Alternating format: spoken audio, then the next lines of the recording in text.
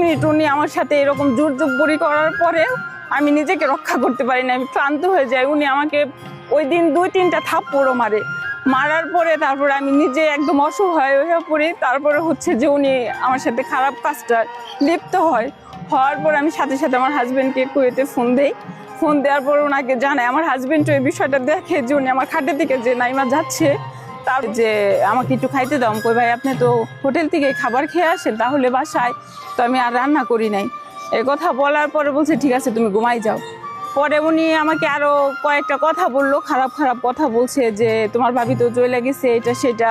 এটা নিয়ে শ্রীপুর থানায় অনেকগুলো অভিযোগও আছে, আপনারা সবাই এটা তদন্ত করলেও বুঝতে পারবেন যে ওনার ওয়াইফ কবে চলে গেছে, কিভাবে চলে গেছে, এগুলো অভিযোগ করাও আছে।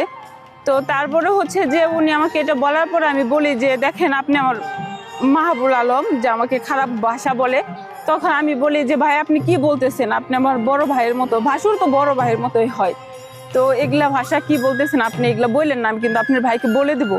তখন এটা বলার পরে হচ্ছে যে উনি কয় ঠিক আছে তুমি ঘুমাই যাও, এই বিষয়টা এখানে বাদ দাও।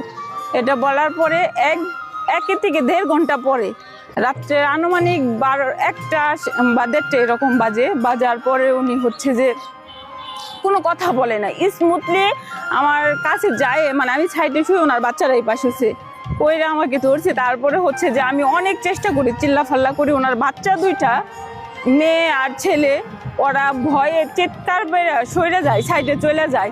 যাওয়ার পরে ওনার যে মেয়ে, ওনার মেয়েটাও তাকায় দেখতেছে, ছোট মেয়েটাও দেখতেছে যে আমার সাথে এরকম আচরণ করতেছে, কিন্তু উনি আমাকে কখনো ছাড়ে নাই। আমি অনেক মিনতি করার পর আমাকে ছাড়ে না। এক পর্যায়ে